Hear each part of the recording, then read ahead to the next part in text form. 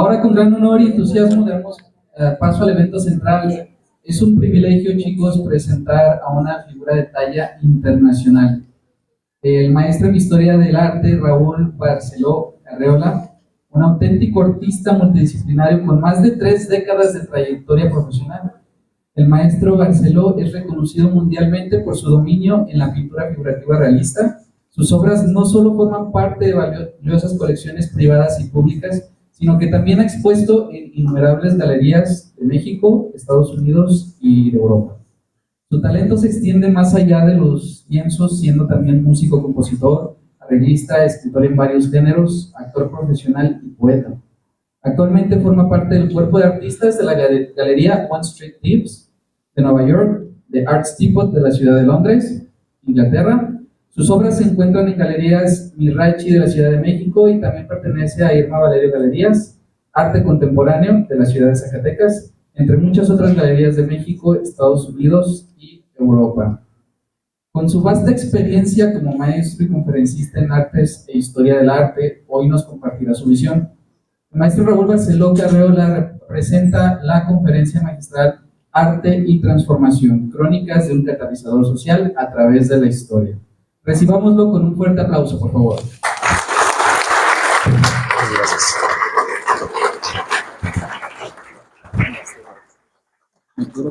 Sí. Perfecto, muchas gracias.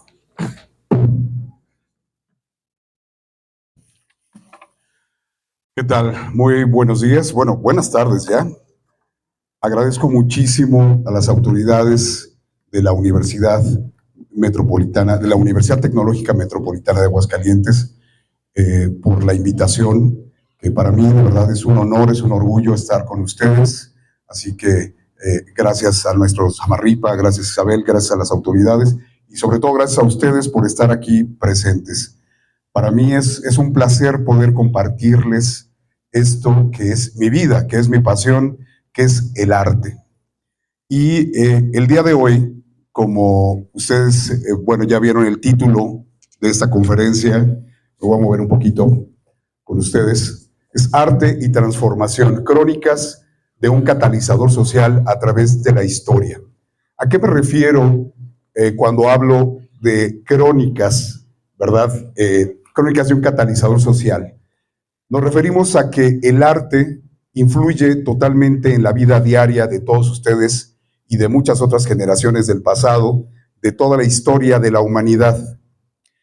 Antes de entrar en materia, quisiera a ustedes hacerles algunas preguntas. Yo sé que generalmente se estila que las preguntas son hasta el final, ¿verdad? Pero vamos a hacer una pregunta o un par de preguntas y estaré gustoso de recibir 3 respuestas de ustedes, ¿verdad? Los que quieran participar, los que quieran comentar al respecto de lo que sabemos o reflexionamos sobre el arte. Esto es muy importante para introducirnos a sumergirnos en este mundo extraordinario que son las artes.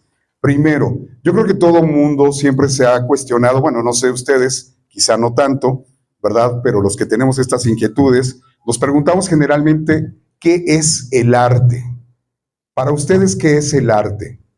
Les pregunto esto porque generalmente cuando yo hablo de historia del arte y voy a universidades o centros culturales o algunos lugares donde no necesariamente es la materia que trabajan, con la que manejan su vida, piensan que la historia del arte es como la historia de la decoración.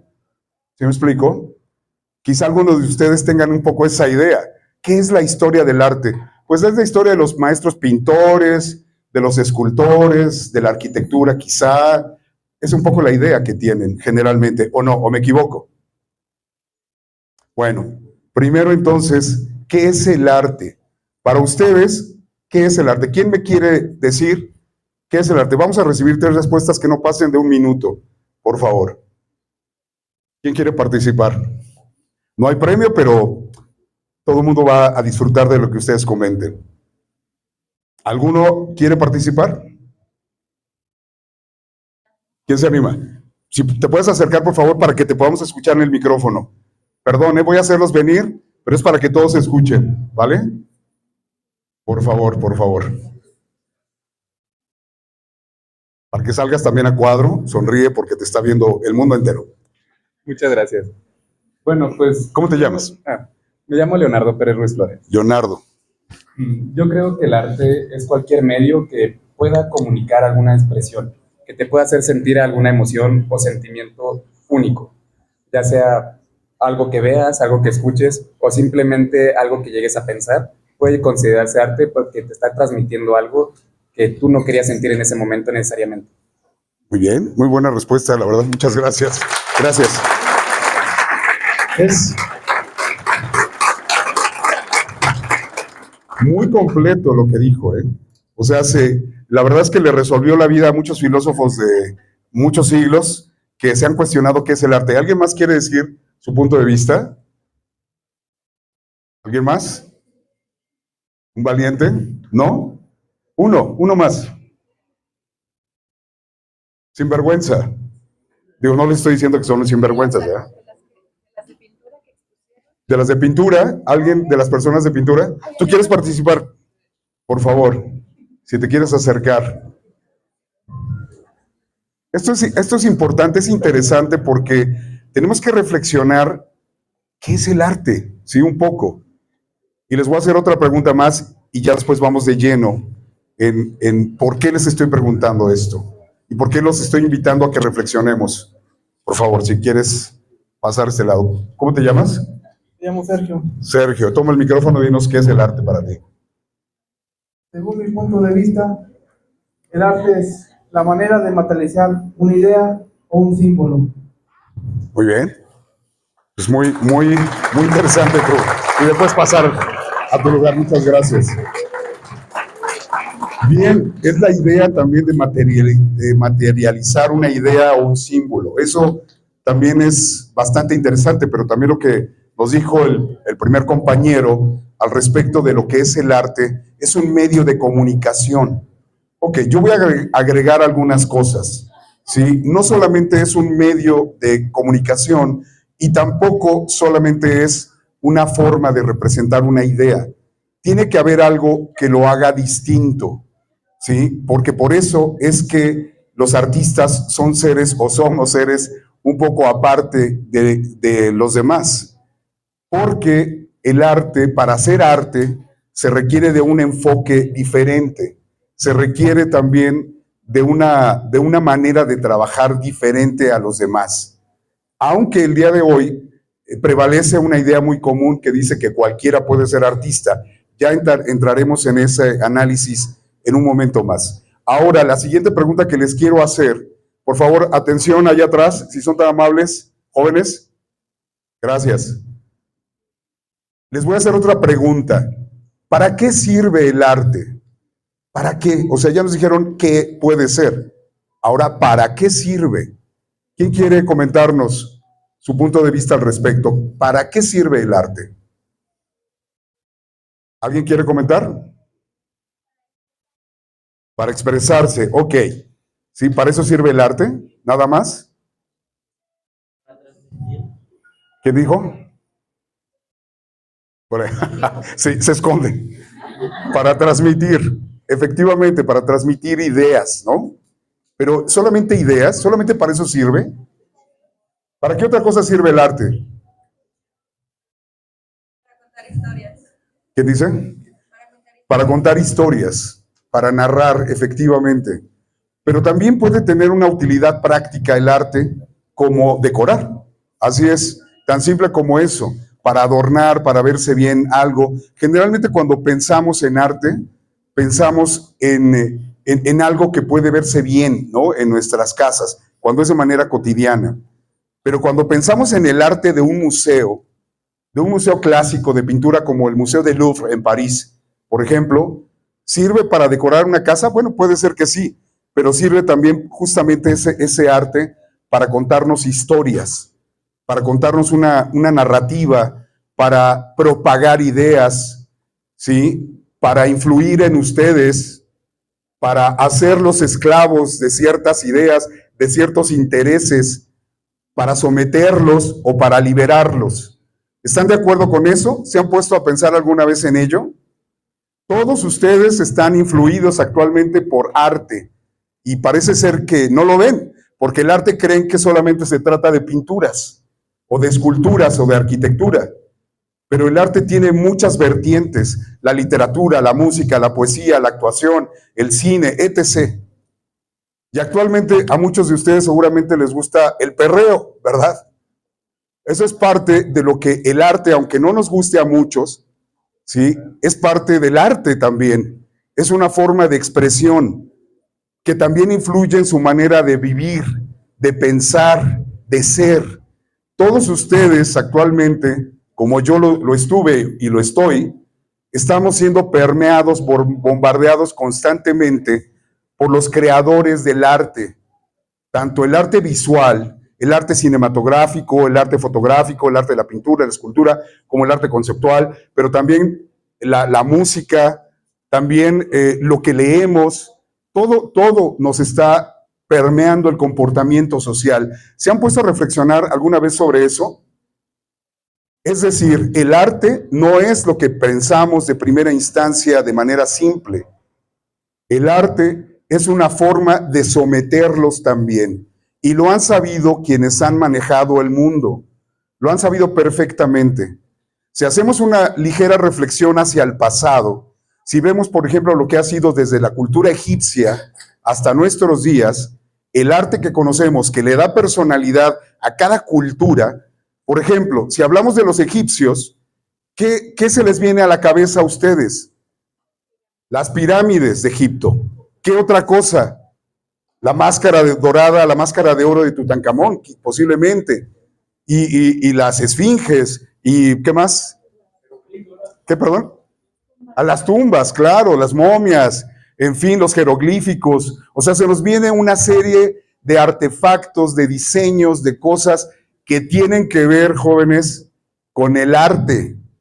Todo el arte que se ha venido haciendo desde las primeras culturas como la egipcia, la babilónica, la mesopotámica, los fenicios, toda la cultura que ustedes identifican, la grecolatina, por ejemplo, la identifican gracias al arte, gracias a los diseños que generaban en su época, que marcaban parámetros muy específicos de cómo debía expresarse el artista, que en ese entonces eran artesanos. Había ciertos parámetros que se les llamaba cánones, ¿sí? Y se tenían que cumplir esos cánones. Por ejemplo, hablando de la cultura egipcia, si ustedes recuerdan cómo son las pinturas de los egipcios, todas están así como de ladito, ¿no? Era un canon, no es que no supieran hacerlo de otra manera. Era una forma, un estilo que se imponía para hablar sobre su cultura. Y ahora, ¿de qué se trataban todas esas pinturas? ¿De qué se trataban las pirámides? ¿Era para que hubiera mucho turismo en el futuro? ¿Ustedes creen que era por eso? ¿Por qué? ¿Por qué diseñaban? ¿Por qué pintaban lo que pintaban los egipcios? ¿Por qué? ¿Se lo han cuestionado? Les voy a decir por qué. Principalmente era para propagar, para difundir, para hacer ¿cómo decirles? Una influencia social. Se contaban las historias que quería el faraón que se contaran. No se contaban las derrotas. Una que otra vez había cronistas, sí lo sabía. Pero generalmente se contaban los triunfos de los poderosos, ¿sí? Para marcar una historia alegórica, que hiciera alegoría de la grandeza de quien gobernaba, ¿sí? Y se imponía una religión. Ustedes han sabido, por ejemplo, que hubo diferentes dioses en la cultura egipcia, y uno de los principales dioses era el sol. Si no recuerdo era, se me olvida el nombre, creo que era Osiris. Bueno, no, Osiris, bueno, sí, creo que sí. Ese dios fue casi una imposición monoteística durante un periodo, que no fue tan largo, por cierto, ¿sí? Y prácticamente todas las pinturas se trataban de eso, del dios sol. Y amuélense todos, que si querían adorar a otro, no, ahora vamos a adorar al dios sol. Y a mí me eligió el dios sol, y todo lo que vamos a hacer respecto a arquitectura, respecto a pintura, tiene que ver con lo que yo creo, que yo soy el faraón. Y los demás tenían que acatarlo, no tenían opciones. Si los demás querían adorar a otros dioses, tenían que hacerlo en secreto, porque si no, eran marcados, señalados, torturados o incluso asesinados, perseguidos. y cómo se imponía esas ideas a través de la propaganda artística. El arte, desde entonces hasta la fecha, siempre ha sido un medio de penetración social. De eso se trata el día de hoy la conferencia, de evidenciar y darnos cuenta de cómo estamos permeados todos nosotros, todo el tiempo, por el arte y los que manejan el arte, los que lo imponen como un método de control sobre ustedes, ¿sí? Y eso es bueno que de pronto lo reflexionemos, porque entonces le podemos poner frente, le podemos poner cara a eso que nos manipula. ¿Y hacia qué va dirigido principalmente el arte de manipulación? Hacia nuestras sensaciones, hacia nuestros sentimientos, hacia nuestros miedos, ¿sí? Ahora, si hacemos un salto y nos vamos de la cultura egipcia a la grecolatina, que bueno, también fue maravillosa, porque en ese entonces lo que principalmente los artistas se preocupaban era por enaltecer la belleza humana, al ser humano. Se centraba en el ser humano, mujer y hombre. Después, cuando pasó el cristianismo, ¿verdad? Y llegamos a la época de lo que fue, bueno, lo que fue ya la cultura grecolatina, católica, ¿sí? En ese entonces se impusieron también una forma de hacer arte. Todo lo que conocemos como la etapa del oscurantismo o de la época medieval, que todos ustedes identifican y conocen, todo ese periodo, sobre todo hablando del arte de Occidente, aclaro, todo tenía que ver con la religión católica, todo, o sea, hablando de la cuestión artística. Había una que otra cosa que se salía de esos aspectos, ¿verdad? Del catolicismo, una que otra obra de arte, una que otra tallado en madera, pero todo tenía que ver con la propaganda religiosa que imponía una forma de comportamiento social. No solamente era espiritual, ¿sí? Lo espiritual se transmutaba hacia lo social.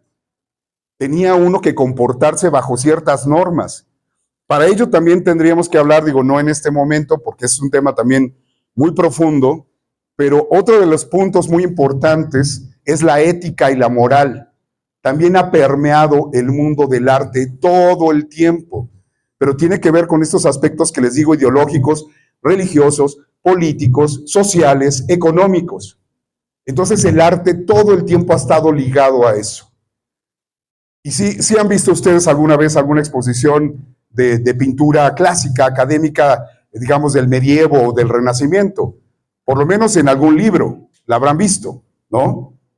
Todo tiene que ver con, hablando de pintura occidental, les digo, y arte occidental, todo tiene que ver con lo religioso, porque esa era la idea que tenían que imponerle al pueblo, a la sociedad, para que se condujera de una manera muy específica y para que tuviera temor de Dios, decían, por un lado, y por otro lado, para que también le temieran al poder, se sintieran orgullosos de quienes los gobernaban, por un lado, pero también les tuvieran miedo, ¿sí? Siempre ostentar el poder. ¿Cómo vemos a los gobernantes generalmente, nosotros en aquellos entonces, en las pinturas? ¿Cómo los vemos? Los reyes y una grandilocuencia, y no los vemos sentados, echados ahí, echando la flojera. Los vemos todos con su don de mando, su vara, su bastón de mando, ¿no? Y sus ropas muy fastuosas. ¿Por qué? Porque querían darle un mensaje a la sociedad, a ustedes. Bueno, ustedes no, todavía no nacían, ¿verdad? Pero a la gente le querían mandar un mensaje, a los que veían, porque no, el pueblo no tenía acceso a ver todo ese arte. El único acceso que tenía el pueblo de ver el arte era en las iglesias, era en los templos, principalmente en las grandes arquitecturas. Que eso es maravilloso también, la verdad, los avances que se tuvieron dentro de, por ejemplo, de la arquitectura con esta visión de poder y de control. Les decía yo, haciendo un salto cuántico al pasado, ¿verdad? Otra vez con los egipcios. Les decía, esas pirámides gigantescas que se hicieron, que son arte, no las hicieron para que en el futuro fuéramos un montón de turistas a destruir, pisotear y echar basura ahí. Las hicieron para generar un impacto emocional en ustedes, en la población, en el pueblo, en otros gobiernos. Decir, nosotros tenemos esta grandeza, somos grandilocuentes en todo momento y lo tenemos que hacer para ejercer el poder sobre los demás, el control sobre los demás. ¿Sí me explico, verdad? De esto.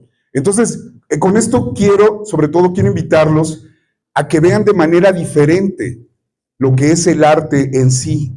¿Para qué ha servido?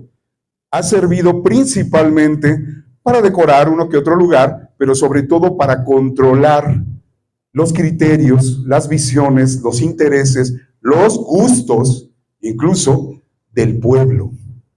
Porque la mayor parte del pueblo, tiene que tomarlo en cuenta, no tenía el privilegio que tienen todos ustedes aquí, que es venir a una universidad, haber terminado, no solamente haber terminado, sino haber tenido la oportunidad de comer, desayunar, cenar, vestirse, y desde que eran unos niños hasta este momento. Tuvieron el privilegio de ir a la primaria, a la secundaria, a la preparatoria, y ahora están en la universidad. La mayor parte de la población en México no tiene ese privilegio. Sí sabían eso, ¿verdad? La mayor parte de la población entonces, en aquel entonces menos, ¿sí? Era gente ignorante que tenía muy bajo nivel cultural y que entonces era muy fácil de manipularse, era muy fácil de controlarse. Entonces, a través del arte, se le indicaba a la gente qué pensar, cómo ser, casi qué comer. Se les hacía festividades y todo aprovechándose de la ignorancia de la gente. Los más doctos conservaban la cultura en sus bolsillos, por decirlo de una forma, pero no se lo daban. La cultura, la educación es un poder, jóvenes. Ustedes lo saben, ¿sí? Entonces, por eso es que es tan importante que tengamos este tipo de reflexiones. Quiero preguntarles ahora si les ha servido un poquito lo que les estoy diciendo en estos momentos, en cuanto a cuestionarse cómo están siendo ahora influidos por el arte. ¿Les está sirviendo un poco? ¿Se lo están cuestionando? Sus diseños, lo que visten, las cosas que ven en internet, toda esta cultura japonesa, coreana que los ha invadido y que todos ustedes creen que es lo más maravilloso del mundo, se llama penetración cultural, ideológica, manipulación. Y ustedes ni en cuenta, jugando Yu-Gi-Oh! Y Pokémon. ¿Sí me explico? Y que está bien, o sea, está padre, es algo que nos gusta actualmente en nuestra cultura, pero eso es parte del arte, es parte de lo que sirve del arte para generar intereses, visiones, y muchos de nosotros en México hemos sido permeados por estas políticas, estas ideologías y estas culturas que vienen de fuera. Hemos sido permeados a tal grado sin darnos cuenta, ¿sí? Que estamos clavados en este tipo de cultura.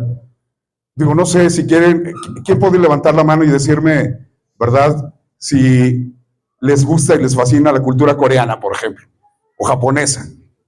¿Alguien se atreve a levantar la mano? ¿No? Bien, ahí hay atrevidos. Pero porque es verdad, ¿sí? ¿Se han dado cuenta ustedes de eso? ¿Lo habían reflexionado? ¿Sí? Para eso sirve el arte, sirve en gran medida para penetrar ideológicamente a las distintas culturas del entorno. Por eso es tan importante que hagamos esta reflexión al respecto de lo que es. Entonces, con esto sí quiero decirles que en parte el arte sí sirve para decorar, ¿no? Sí sirve para que se vea bien un espacio, un ambiente. Pero eso es lo más superfluo del arte.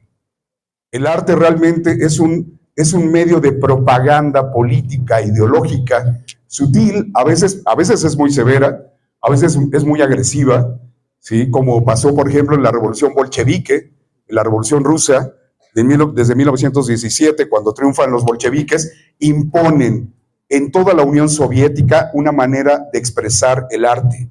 La imponen, al grado que fueron perseguidos los artistas que se contraponían a este orden, ¿sí? Comunista. fueron perseguidos, encarcelados, y algunos torturados y algunos asesinados por hacer arte diferente al que imponía el gobierno. Aquí en México también padecimos eso durante muchos años, que fue precisamente el arte nacionalista mexicano del muralismo. No perseguían a la gente, pero quien no se sometía al perfil ideológico del muralismo era prácticamente desdeñado, despreciado por las élites de la cultura mexicana, sobre todo del gobierno. Todos tenían que someterse a hacer un arte nacionalista, ¿de qué? De propaganda revolucionaria, ¿sí? Los que se salían de la norma eran los apestados. Y afortunadamente tuvimos un movimiento que se llamó La Ruptura, donde hubo varios artistas que dijeron, no vamos a hacer más murales, no vamos a volver a pintar marchas mexicanas y todas esas cosas, temas de la revolución, y vamos a pintar abstracto, ¿sí? Y vamos a ser ahora disruptivos, y vamos a ser ahora un poco más agresivos con nuestra expresión, no nos queremos apegar a las ideologías, pero ¿qué creen? Se apegaron a las ideologías de los norteamericanos, ¿sí? O sea, no estamos exentos de ninguna manera de las influencias ideológicas para crear arte, ¿sí? ¿Cuánto llevamos? Ok, perfecto. Esto que les comento es una prolongada introducción de lo que ahora les voy a leer, ¿sí? Lo tengo por escrito para no pasarme tanto de tiempo, el resto de lo que vamos a hacer punto por punto. Ojalá que sea interesante también para ustedes. Quiero comentarles también que lo que tengo aquí, en esta portada de mi presentación, esto que ven aquí es una de mis obras más recientes, se llama Kratos. ¿Sí? Es una obra alegórica a un personaje de la mitología griega, que era un mensajero de poder de Zeus, del dios Zeus. Era el que ejecutaba las órdenes más severas, más fuertes, digamos. Esta es mi obra, es una de mis obras recientes, que de hecho ya pertenece a una colección privada, pero probablemente la vamos a exponer en diferentes partes de México y del extranjero, que pues ya me la van a prestar, ¿verdad? Lo vamos a hacer porque tengo una exposición próximamente que va a ser en Nueva York y otra que va a ser en Londres, pero bueno, ya les platicaré al respecto, ¿sí? Ahora bien, vamos entonces... Pues sí le estoy dando, pero ya no cambia. Sí, gracias.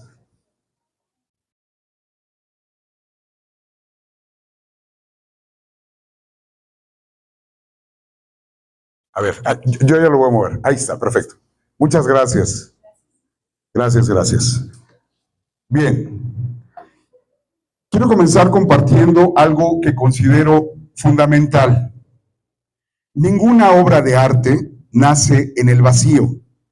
Cada pintura, cada escultura, cada mural, cada instalación surge dentro de una atmósfera histórica hecha de tensiones políticas, inquietudes filosóficas, cambios científicos, movimientos sociales, religiones en crisis, ideologías en pugna y sueños colectivos. A lo largo de la historia, el arte ha sido muchas cosas. Ha sido un ornamento del poder, una expresión de fe, un refugio íntimo del individuo, un desafío a las normas, una herida abierta en tiempos de guerra y también un espejo que la sociedad usa muchas veces a regañadientes para mirarse a sí mismas. Hoy recorreremos ese camino desde finales del siglo XVIII hasta nuestros días y veremos cómo las grandes revoluciones políticas e ideológicas, desde la Revolución Francesa hasta los movimientos de izquierda del siglo XX, pasando por el anarquismo, el socialismo y el comunismo, marcaron profundamente la producción artística.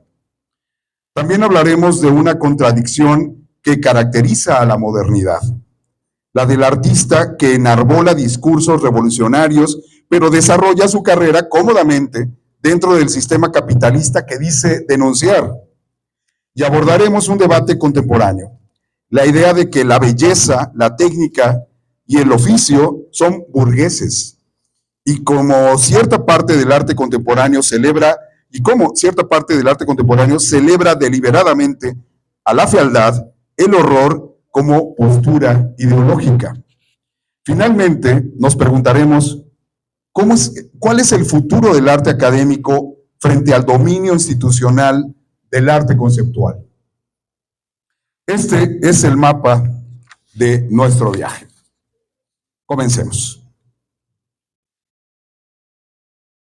Vamos a hablar del arte como espejo de la Revolución Francesa.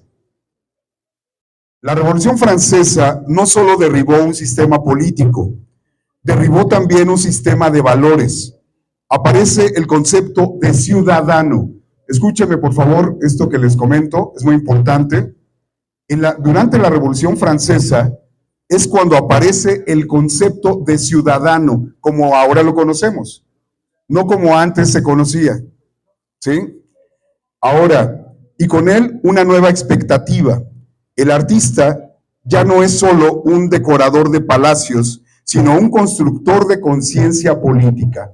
Esto es a partir de la Revolución Francesa.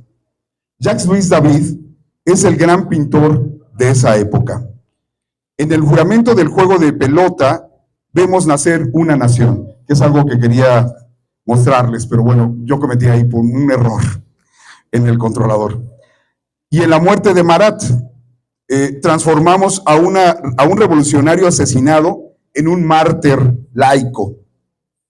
Es arte, sí, pero también propaganda, como les decía, pedagogía política, que es algo que ahora sufrimos y padecemos mucho, de la pedagogía política. Y digo sufrimos porque estamos siendo bombardeados constantemente desde la tribuna más alta de la política nacional, que es a través de las mañaneras, ¿verdad?, que impuso el anterior presidente de México, Andrés Manuel López Obrador, y que ahora Claudia Sheinbaum lo hace también ejerciendo ese control, ese poder, usando los recursos de todos ustedes y míos, ¿verdad?, para poder ejercer una ideología, una política, una pedagogía, es decir, encaminar los pensamientos de los mexicanos como yo quiero. Eso hace el poder, ¿sí? Eso hace también el arte, definitivamente. No estoy diciendo si está bien o mal, ya ustedes reflexionarán al respecto, ¿verdad? Pero eso es lo que se hace, y es pedagogía política, ¿sí? Pero que nace en la Revolución Francesa, ¿sí? Gracias, ahora sí, muchas gracias. Prometo no tocar el botón azul. En vez de don't push the, ¿cómo era? De don't push the red button, era the blue button, ¿sí? Ok. Lo que estamos viendo aquí, precisamente, esta parte de abajo, creo que esto, bueno, ya no, ahora ya no tiene el cursor. A ver, déjenme ver. Sí, ya, ahora sí. Ok, lo que ven ustedes en la parte de abajo, bueno, quizá algunos no lo alcancen a ver, esa pintura es de Jacques-Louis David y habla de un momento histórico, político, social de la Revolución Francesa. Y la muerte de Marat, esta otra pintura que tenemos de este lado, también habla de la Revolución Francesa, pero en este caso es un mártir de la Revolución Francesa. Es decir, los artistas ya estaban más preocupados por enarbolar una ideología política, ya no solamente por adornar las casas de los burgueses, ¿sí? Les decía yo, en el juramento del juego de pelota vemos nacer una nación. En la muerte de Marat transformamos a un revolucionario asesinado en mártir laico. Es arte, sí, pero también propaganda, pedagogía política, construcción de mitologías republicanas. Filósofos como Jean-Jacques Rousseau hablan de la bondad natural del hombre corrompido por la sociedad. Immanuel Kant proclama que la ilustración es la salida del ser humano de su minoría de edad intelectual. Y esto es muy cierto, o sea, de lo que habla Kant, este filósofo, es de que la mayor parte de la población común, de la población que incluso la que podemos ver en México actualmente, está adormecida y está distraída en mil cosas. Como ustedes cuando sacan el celular para ver sus videos de TikTok, ¿sí? No están viendo algo que les enriquezca demasiado, lo saben, y está bien, digo, también se vale que nos divertamos, pero hacer eso una y otra vez adormece el cerebro, ¿sí? Los aleja del pensamiento analítico crítico. Y eso es de lo que hablaba Immanuel Kant hace tanto tiempo. Las ideas se convierten en armas, y el arte empieza a ser visto como una forma de educación moral.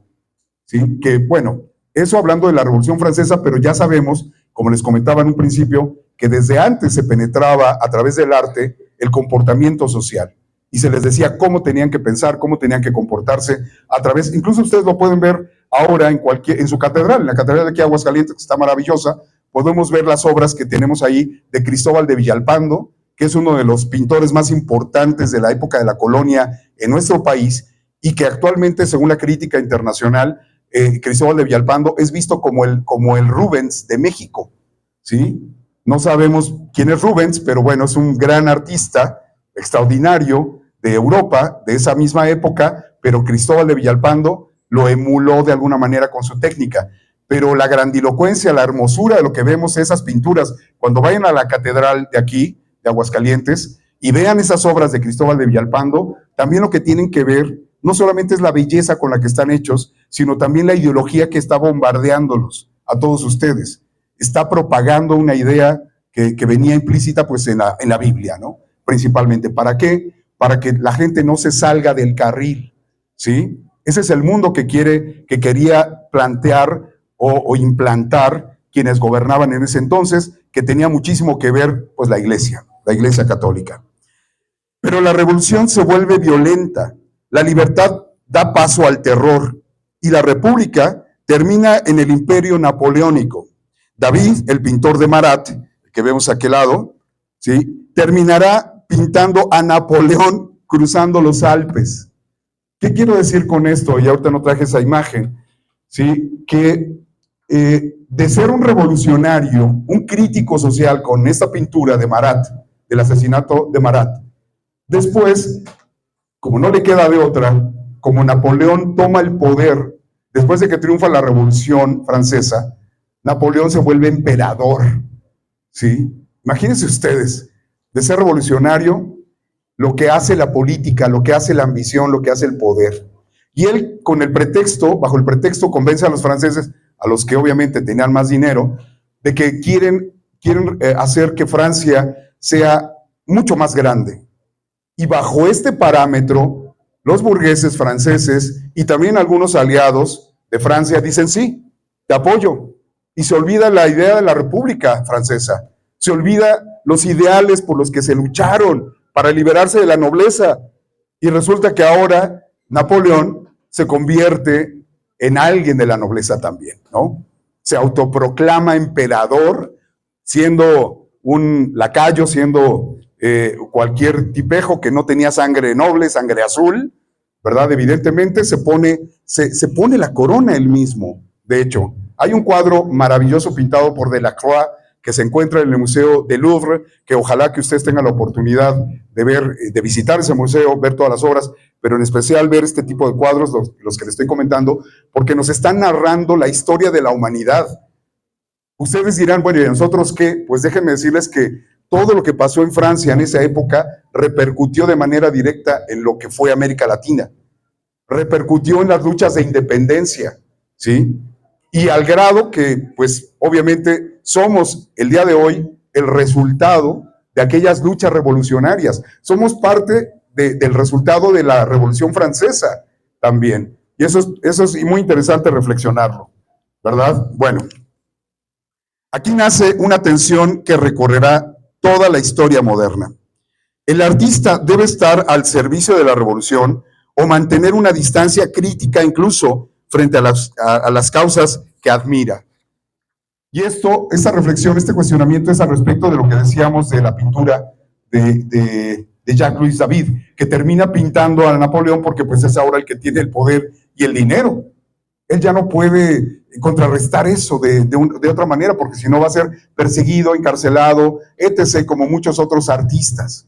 Ya no eran tan libres como creían que iban a ser a partir de la Revolución Francesa.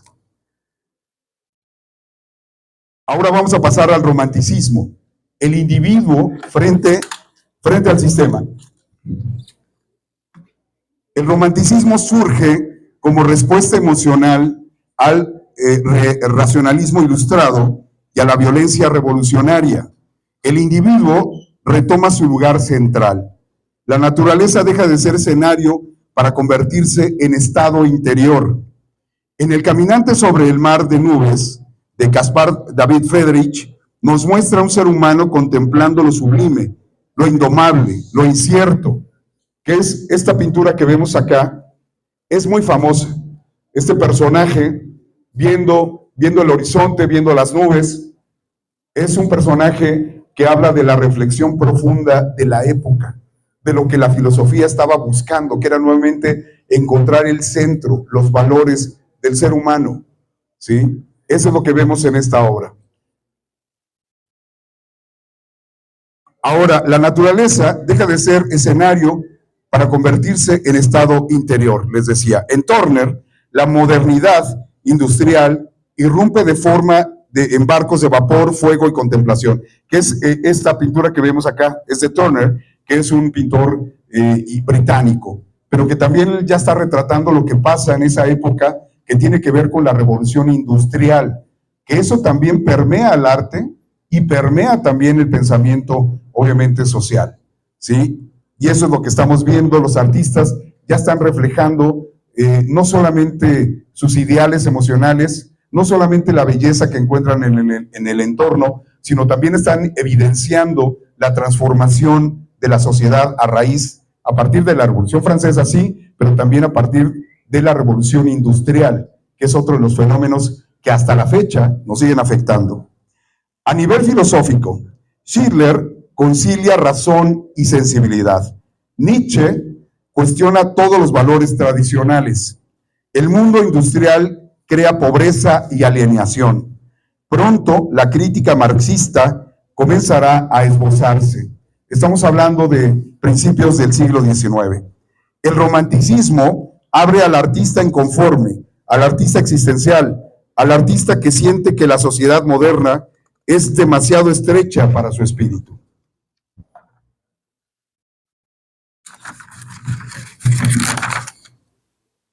Ahora vamos a pasar al realismo y crítica social, el nacimiento del arte político moderno. El realismo lleva a esa inconformidad al terreno social. Gustave Courbet afirma, fíjense, escuchen esto, lo que decía Gustave Courbet, este pintor francés del realismo francés. No puedo pintar un ángel porque nunca he visto uno. Perdón. Esto, la verdad, es de que es un cuestionamiento pues muy atinado, ¿no? Dice, no voy a pintar las fantasías que la iglesia me impone. Yo voy a pintar la realidad, lo que estamos padeciendo como seres humanos. Su arte muestra campesinos, obreros, funerales comunes, no héroes mitológicos. Lo cotidiano adquiere dignidad monumental. A nivel ideológico, este periodo coincide con la aparición del socialismo y del anarquismo. Karl Marx y Friedrich Engels hablan de lucha de clases. Proudhon declara que la propiedad es un robo. ¿Escucharon eso? Proudhon dice que la propiedad privada es un robo. Eso es parte de lo que es los principios del anarquismo. Bueno, quisiera cuestionarlos a ustedes, pero no, si no nos vamos a prolongar demasiado, ¿sí? Pero esto es justamente lo que habla el comunismo, el socialismo. Fíjense lo que dije en la frase, lo que dice Proudhon, ¿sí? La propiedad privada es un robo. ¿Cómo lo interpretan ustedes? Eso es fácil de inyectar en los jóvenes, porque los jóvenes son idealistas. Todos ustedes son muy idealistas, quieren un mundo mejor. Por eso es que han estado proliferando muchas ideologías progresistas, wokistas, como les llaman ahora, porque son buenistas. Hablan de un mundo bonito, de un mundo ideal, donde todos nos vamos a agarrar de la mano y vamos a salir corriendo hacia el bosque, ¿no? Y todos como hermanos nos vamos a abrazar y vamos a hacer una comuna, donde esa es la idea de Proudhon. Porque dicen que antes, en la época primitiva, salvaje, nadie era propietario de nada. Falso. Ustedes alguna vez han tenido esta idea, me imagino, ¿verdad? Idealista, pero es falso. Siempre el ser humano, como cualquier otro animal, ¿sí?, cuida su territorio, se apropia de él. ¿Sí me explico? Por ello es que este ideal de vamos todos juntos a vivir en el bosque y junto con los animalitos, es un ideal que realmente es muy infantil. Y en eso los críticos más severos contra el comunismo justamente decían eso. El capitalismo exacerbado es terrible también porque explota, somete y esclaviza. Pero el comunismo termina por tener un ideal, ¿verdad?, en el cual todos van a ser felices, y es mentira, porque siempre tiene que haber un líder que organice los recursos de todos. Pero Bakunin, uno de los filósofos, uno de los ideólogos del anarquismo, lo que él proponía justamente es: hagamos mejores seres humanos, eduquémoslos mejor, para que no necesiten tener ninguna autoridad que esté sobre de ellos. Ese es el pensamiento en resumen de lo que decía Bakunin, pero también es absurdo, porque siempre va a haber alguien más fuerte, más grandote, que dice: hey, yo quiero eso que tiene este muchacho, ¿sí? Yo quiero su novia, ¿sí? Yo quiero su auto, yo quiero sus tenis. Siempre va a haber alguien que va a querer eso, y que va a ser un gandalla, exacto, que va a pasar por encima de: oye, no, pero respétame. No, olvídalo, ¿sí? Va a decir: sí, como te respeto, pero hazte para allá, ¿sí? Esa es parte de la naturaleza humana, pero vamos a hablar en otra conferencia al respecto, ¿verdad? En este sentido quería señalarlo, porque justo son los principios, los ideales que tenían en ese entonces. Les decía, Karl Marx y Friedrich Engels hablan de la lucha de clases, Proudhon declara que la propiedad es un robo, ¿sí? Y Bakunin defiende la libertad radical frente a cualquier autoridad. Fíjense nada más, defiende la libertad radical frente a cualquier autoridad. ¿Esto qué quiere decir? Que ¿por qué tengo que seguir una autoridad si yo me puedo autogobernar? No necesito eso. Eso es un ideal, pues la verdad, un sueño guajiro, porque no todo el mundo tiene ese nivel de inteligencia para respetar las propiedades o los derechos de los demás. Eso es completamente falso. La naturaleza humana es de defensa y ataque, ¿sí? Y de defender su territorio. Esa es la realidad. El artista empieza a ver a la sociedad no solo como fuente de inspiración, sino como objeto de denuncia. Courbet incluso participa en la Comuna de París de 1871 y terminó en prisión, ¿sí? Por estar pintando estas cosas que vemos aquí. Sobre todo en la parte de arriba es una obra de Courbet, que como vemos, pues ya no está enfocado en pintar ideal católico, ¿no? Sino está tratando de pintar la realidad de la sociedad. Por eso se le conoce a Courbet como el padre del realismo, de la pintura realista, y esto sucedió en el siglo XIX. El artista se vuelve militante, es decir, el artista militante nace en este periodo, en esta época, se vuelve ya un revolucionario, ya no está necesariamente, entrecomillado, ya no está necesariamente al servicio de la burguesía, que siempre estuvo al servicio de la burguesía, pero en sus ideales, en sus sueños, él quería independizarse de eso, cosa que no se logra, realmente. Ahora pasemos al impresionismo y simbolismo, y la crisis de la representación. En el impresionismo, la rebelión adopta otra forma, se rebela contra la academia, contra las normas del gusto oficial. Manet provoca escándalo con el almuerzo sobre la hierba, que es este cuadro que vemos aquí. Es este cuadro, que fue un escándalo tremendo porque lo propuso para una exposición que se le llamaba Exposición Oficial de Arte en París, pero fue rechazada esta obra junto con otra también que propuso Manet, pero donde aparecen dos hombres, pues bien vestidos, elegantemente vestidos, haciendo un camping ahí, un picnic en el campo, un desayuno en el campo, y las mujeres que los acompañan están desnudas, ¿no? Pues eso obviamente es muy provocador para la época, era escandaloso y fue rechazado. A partir de eso, Monet formó parte del Salón de los Refusés, que quiere decir en francés los rechazados, precisamente, ¿verdad? Ese fue el desayuno en la hierba de Manet.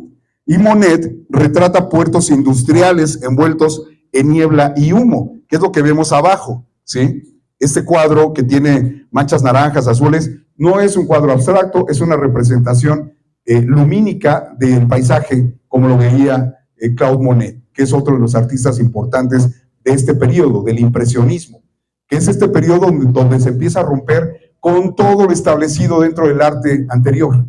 Ya entraremos en ello, ojalá que nos dé tiempo, ¿verdad? Y Estos puertos industriales envueltos en humo reflejan también lo que es esta revolución industrial, lo que les comentaba, que penetra completamente en el comportamiento también y la representación de los artistas. Se rompe la autoridad de las instituciones artísticas. Esta es la revolución no explícita, pero sí profunda, que genera los movimientos sociales en ese entonces y también la búsqueda ideológica distinta de los artistas, de los pintores de la época. El simbolismo, con artistas como Odilon Redón, se refugia en lo onírico y espiritual como resistencia al positivismo de la época, que es esta obra que vemos de este lado, que es una obra, no me hace caso esto, esta obra que tiene que ver ya prácticamente con el surrealismo, pero no es todavía dentro del movimiento surrealista, pero es una obra que trata de molestar al espectador por un lado, pero también hacerlo reflexionar en lo espiritual. El simbolismo, les decía yo, es prácticamente una exclamación del espíritu y de la filosofía que contradice lo establecido. Es un rechazo poético a un mundo dominado por la industria y por el materialismo. Mientras tanto, Marx publica El Capital. ¿Sí saben ustedes de qué se trata ese libro? ¿Han escuchado al respecto? No. El Capital es prácticamente el libro del estudio de la historia de la economía, hace un análisis muy profundo de cómo se ha desarrollado la economía desde la época del Neolítico hasta nuestros días, es lo que hizo, ese análisis hizo Carlos Marx, y en el cual habla de la lucha de clases, divide a las sociedades en lucha de clases, y ahí polariza entonces a todos los seres humanos. Por eso generó tanto impacto en esa época, porque les dice, ustedes hombres comunes, mujeres y hombres, han sido explotados por quienes ostentan el poder durante toda la historia, y eso tiene que acabar. Es cuando surgen estas ideas del comunismo. El concepto de alienación comienza a permear la sensibilidad artística. Este pensamiento revolucionario pues también influye obviamente en los artistas. A finales del siglo XIX, el arte ya se ha liberado del mito clásico y está buscando un nuevo lenguaje.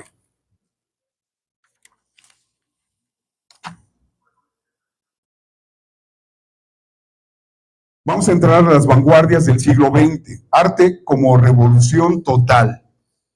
El siglo XX estalla con una sucesión de vanguardias: el fauvismo, cubismo, futurismo, dadaísmo, constructivismo, surrealismo. ¿Han escuchado ustedes sobre estos movimientos artísticos? ¿No? ¿No? ¿Ninguno? ¿De alguno de estos movimientos les suena? ¿Sí? ¿Cuál? ¿El cubismo? Muy bien, claro. ¿Sí sabes quién fue el precursor del cubismo? Picasso, Pablo Picasso. Así rápidamente les voy a decir, el fauvismo es un arte salvaje. Fauve, en francés, quiere decir salvaje, y se le llamó fauvismo. ¿Y por qué se le decía arte salvaje? Porque empezaron a pintar completamente alejados del realismo académico, empezaron a pintar con puras manchas de colores, pero no en abstracto.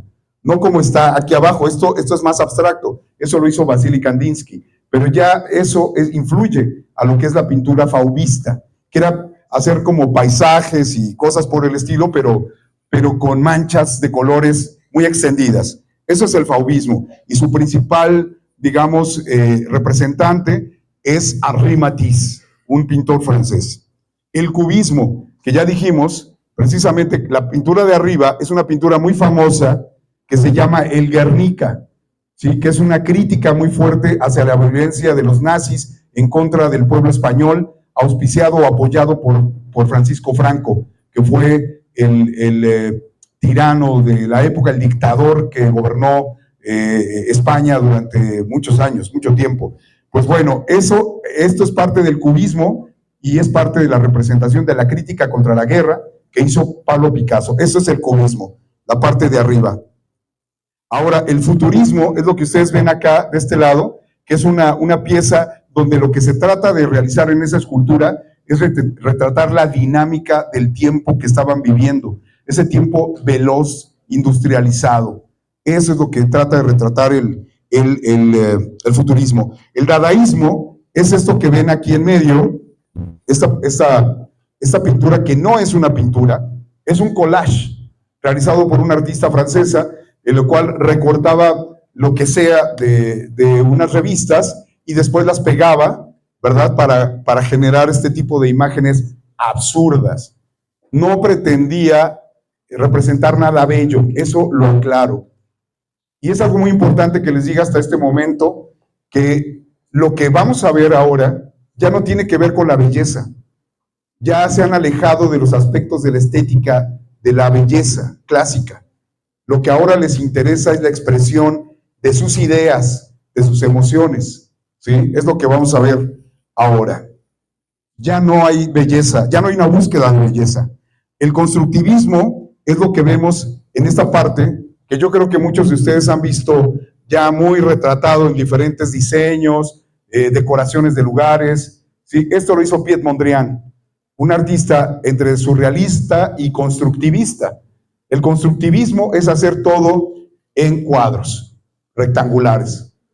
Una clara prueba de que el constructivismo llega a nuestros días es esta estructura donde nos encontramos en estos momentos.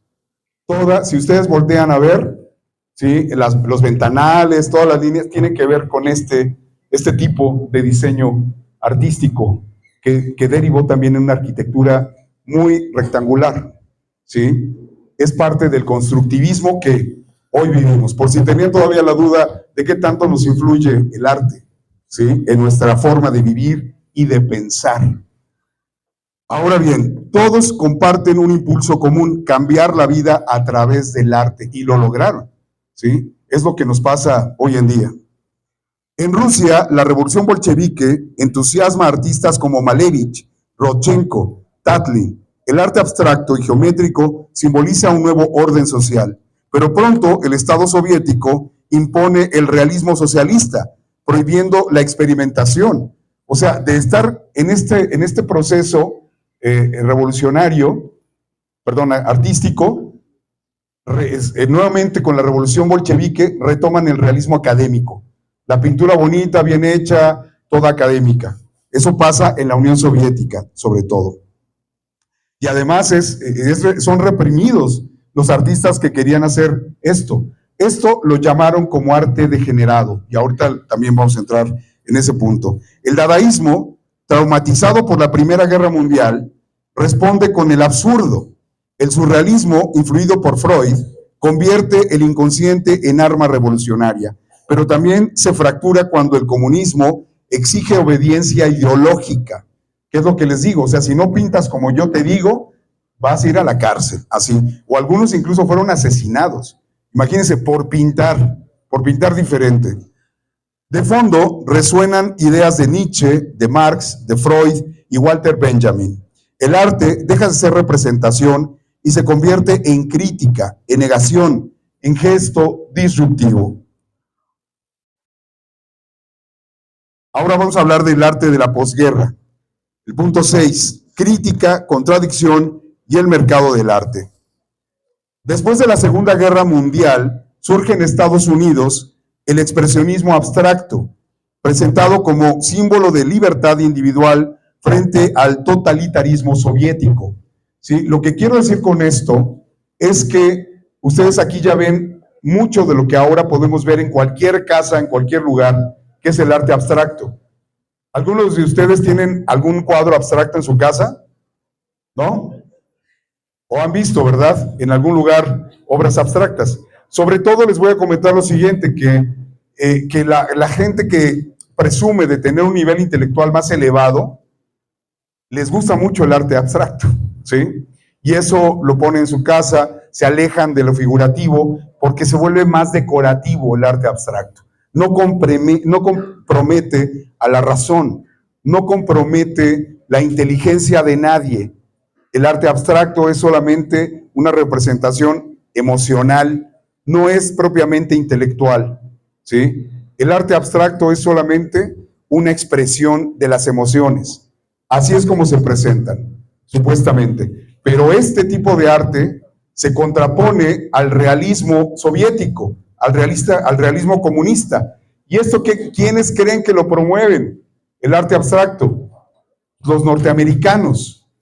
Pero aunque ustedes no lo crean, la DEA tuvo mucho que ver en la promoción del arte abstracto. Ahorita les voy a explicar. Sí, les decía, el surrealismo influido por Freud, no es cierto, eso ya lo estábamos comentando. Les decía, después de la Segunda Guerra Mundial, ¿verdad?, que surge el expresionismo abstracto, presentando con símbolos de libertad individual frente al totalitarismo soviético. Décadas más tarde, se sabrá que este movimiento fue promovido como herramienta cultural en la Guerra Fría. ¿Sí? Por eso les digo, o sea, el arte seguía siendo un medio de propaganda ideológica. Es una ironía cruel, pero un arte rebelde se convierte en propaganda del sistema capitalista. Europa responde con el arte povera, el movimiento situacionista de Guy Debord y otras corrientes que denuncian la mercantilización de la vida moderna. El arte empieza a caminar entre dos fuegos, la crítica al capitalismo y la absorción inevitable por el mercado.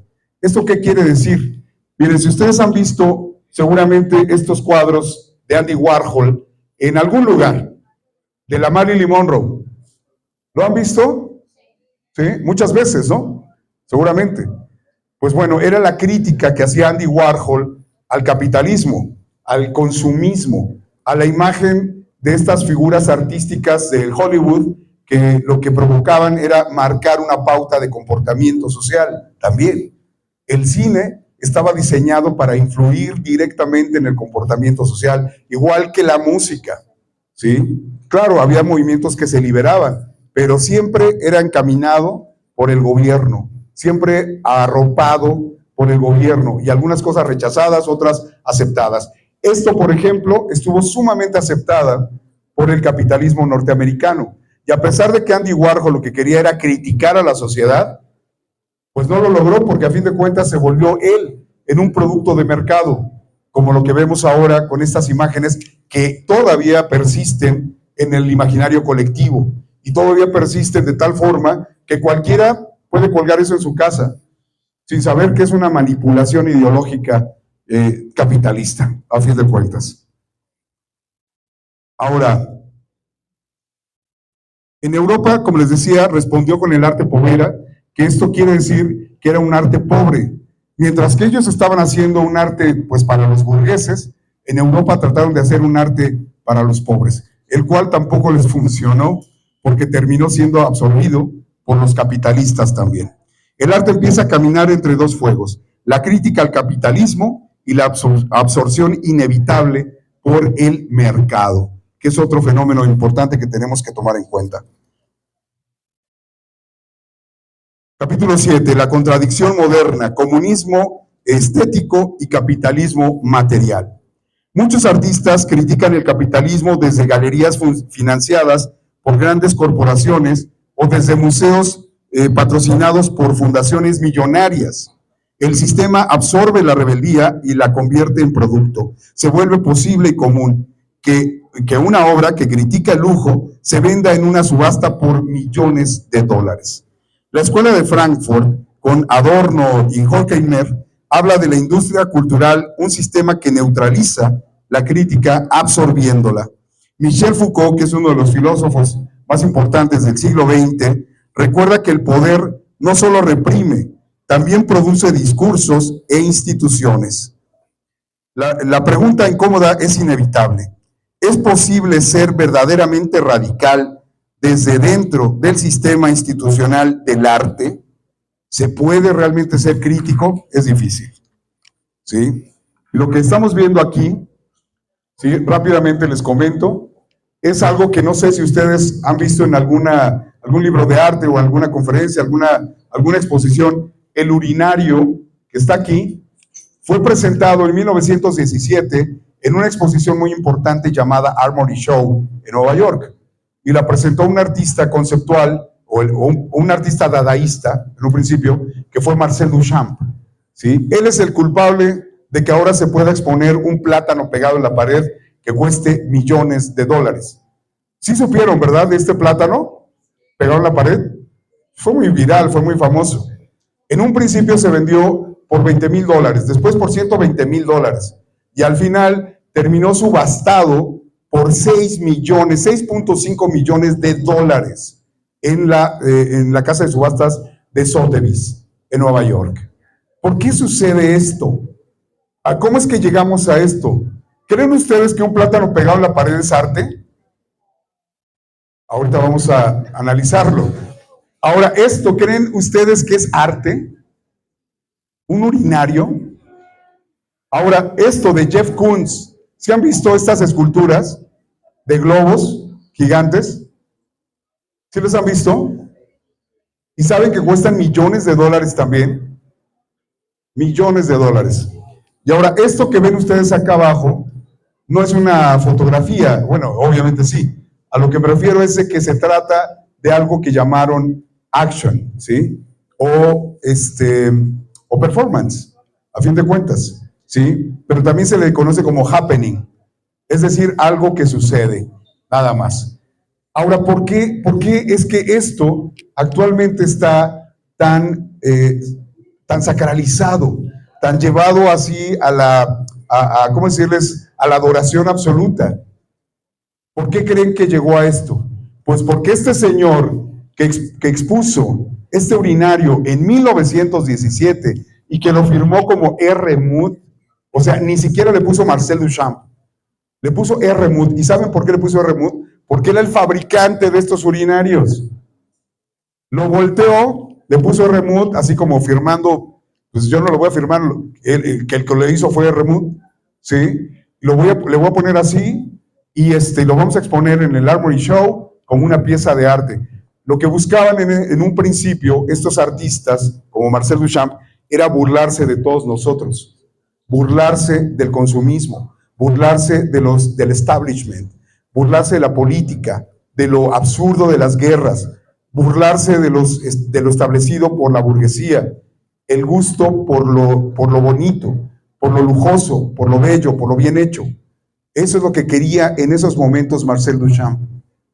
Entonces, al hacer ese cuestionamiento y exponer algo tan provocador como esto, lo que quiere es escupirle en la cara a toda la sociedad con sus valores frívolos, banales, superfluos. ¿Sí me explico? Por eso es que hoy en día es considerada una obra de arte, pero ya no porque esto sea arte, sino porque la idea fue mucho más importante que el producto mismo. ¿Sí me explico? ¿Pueden ahora verlo de manera diferente entonces? ¿Sí? Los que me escucharon, ¿verdad? ¿Sí? ¿Pueden verlo de manera distinta? Eso es lo que pretendió Marcel Duchamp, y con ello hizo un avance tremendo en el mundo del arte, porque de lo que está hablando es que las ideas pueden ser mucho más importante que la creación frívola, efímera o burguesa del arte mismo, que buscaba solamente complacer al espectador. Ahora lo que está tratando de hacer Marcel Duchamp a partir de esto es hacerlos reflexionar, cuestionarlos, escupirles en la cara, sacudirlos, golpearlos, patearlos. ¿Sí me explico? Echarlos a un bote de basura y volverlos a sacar. Reflexionar sobre la vida misma. Eso explica todo el arte conceptual. ¿Sí me explico? Eso lo sustenta. Les doy esta herramienta para que entonces, cuando asistan a una exposición de arte conceptual, ya no digan, ay, pues hay un plátano pegado, sino nos cuestionemos qué nos está queriendo decir el artista. ¿Sí me explico? Ahora prevalece la idea por encima del producto mismo del arte. ¿Sí? ¿Sí me entendieron eso? La idea es, para los conceptuales, más importante que la propia realización. De hecho, ya ni siquiera tengo que pintar un cuadro. Ya ni siquiera tengo que crear nada. Puedo exhibir algo que refleje o que critique o que analice el mundo en el que vivimos y que nos haga cuestionarnos cosas. Entonces, eso justifica todo el arte conceptual, que me parece maravilloso, pero Marcel Duchamp también advirtió algo muy importante, que este tipo de creaciones abría la puerta para que cualquier burro ignorante se creyera artista e hiciera ocurrencias, y un bolón de gentes ocurrentes, pero con dinero, y absurdos e ignorantes, lo validaran y lo compraran y lo colgaran en su casa o lo pusieran en una exhibición. Él sabía, Marcel Duchamp lo comenta en una entrevista que le hicieron en el New York Times, ¿sí?, en la década de los 50, y él dice, yo estaba consciente de que con ello estábamos abriendo la puerta a cualquier porquería. Y ahora les voy a comentar algo también muy importante sobre Marcel Duchamp, que para mí, durante una época de mi vida, fue como mi gurú, definitivamente por estas ideas. Que él decía, los artistas, lo que necesitamos, por eso les cuestionaba en un principio, que bueno, ya no veo a los jóvenes, les cuestionaba, ¿qué es el arte? ¿Sí? ¿Para qué sirve el arte? Pues sirve para expresarnos, efectivamente. Entonces Marcel Duchamp decía, pues si sirve para expresarnos, yo elijo con qué expresarme, con qué expresar mis ideas. Yo elijo con qué. Los pintores eligen las pinturas. Él, Marcel Duchamp, en un principio era pintor cubista buenísimo. No crean que nada más empezó a exponer objetos. Pintaba muy bien. Pero a raíz que tiene este descubrimiento y este análisis, dice, bueno, yo elegía la pintura para expresarme. El escultor elige la piedra y el cincel. El arquitecto, los diseños, la arquitectura, etc. El músico, el piano, la música, etc. Pues yo elijo para expresarme, así como tú, pintor, eliges un color, un pincel, una temática, yo elijo un objeto para expresarme, para expresar mis ideas. Y ahí abre todo un debate, porque entonces ¿es filosofía o es arte? ¿Sí? ¿Qué sucede con la creación, con el talento para pintar? Ahora resulta que el primer cuadro que vieron ustedes, que les estaba yo presumiendo, ¿verdad?, de mi Kratos y todo aquello, es nada. Para los artistas conceptuales es algo chafa, porque todavía estoy pintando, ¿no? Lo que hacen los artistas primitivos como yo, ¿sí? Los ignorantes. Ahora los ilustrados, los inteligentes, los intelectuales, pues ¿qué les diré? Arrugan un papel y lo tiran en el piso y toman pose de artistas, ¿no? Es mi creación, ¿no? Y todos tenemos que decir, caray, ¿qué querrá decir el artista? O sea, abrió, como decía Marcel Duchamp, abrió la puerta, ¿sí?, al ocurrencialismo, que es así como yo lo he nombrado, ¿sí? Es un ocurrencialismo absoluto. Ya no hay profundidad. Se fueron directo, se brincaron todo el aspecto filosófico y se fueron directos a exponer cualquier cosa. Y entonces, el plátano pegado en la pared de Mauricio Catelán, vendido en $6.5 millones en la subasta de Sotheby's, que primero se expuso en Art Basel en Miami, ¿verdad? Por eso es que esa cosa es una obra de arte, porque Mauricio Catelán quería burlarse de todos nosotros, de todos ustedes, ¿sí? Y lo consiguió, porque la gente dijo, bueno, pero ¿por qué eso es arte? ¿Por qué? Y se cuestionan muchas cosas. Y la obra, ¿saben cómo se llamaba? El comediante. Se está riendo, ¿sí? Y a muchos nos hace reír, pero también nos hace enojar, porque ¿dónde quedó el talento? Gracias a las ideas, a la aportación tremenda de Marcel Duchamp, dejó el talento entonces, la creación artística, por los suelos. Afortunadamente ahora lo estamos recuperando, vamos a ir a ese punto. Perdón, ya me voy a apurar porque se nos va a acabar el tiempo, ¿verdad? Jeff Koons, por ejemplo, esto del perro de globo, que realmente son de metal, pues prácticamente se basó en las ideas de Marcel Duchamp para realizar eso también.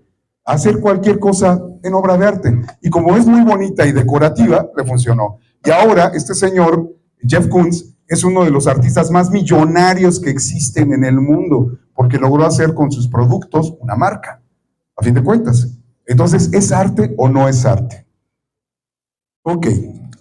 Les decía, la fealdad como bandera ideológica. A ver, espérenme. No, estamos todavía en el 7.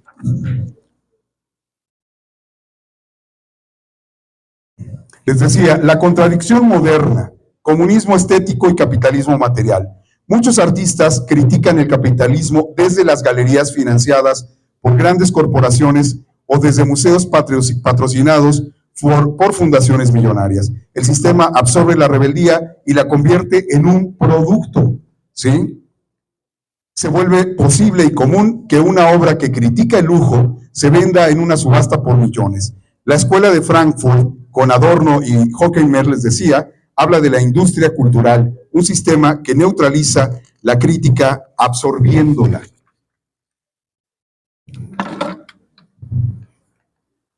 Vamos a pasar ahora a la fealdad como bandera. ¿Sí han visto ustedes que han proliferado muchos cuadros muy feos? Muy feos, horribles, la verdad. Pues esto también tiene que ver con el conceptualismo, porque todo lo bello lo calificaron de burgués, todo lo bello lo calificaron de superfluo, lo calificaron de banal, lo calificaron como algo que pues no es necesario en la vida. Lo importante es hablar del sufrimiento, de lo escatológico, del horror, de las cosas más terribles. Eso nos eleva intelectualmente, dicen algunos artistas. En el arte contemporáneo ha surgido la idea de que la belleza es burguesa, que la técnica es conservadora, que el oficio es sospechoso. Algunos artistas eligen deliberadamente la fealdad, el horror, lo grotesco, como forma de protesta. A veces con resultados conmovedores, claro, otras veces como fórmula vacía. La renuncia a la técnica se convierte en gesto político. El concepto domina sobre la forma. El espectador se enfrenta, a una obra que solo se comprende después de leer un texto. ¿Les ha pasado eso? Bueno, pues a fin de cuentas lo que yo les acabo de decir sobre el arte conceptual tiene que ver con eso. Llegas a una sala, imagínense ustedes, llegan a una sala que está vacía.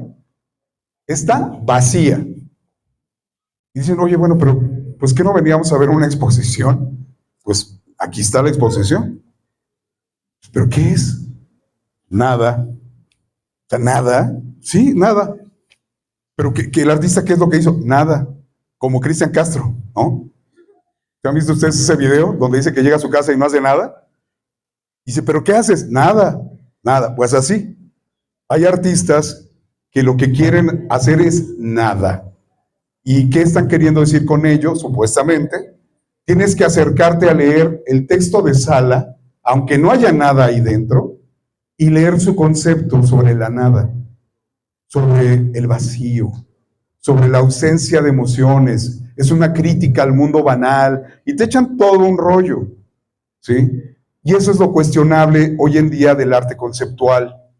Si verdaderamente está haciéndonos pensar o nos están tomando el pelo, ¿sí? Eso es lo que sucede hoy en día con los textos de Sala en las exposiciones.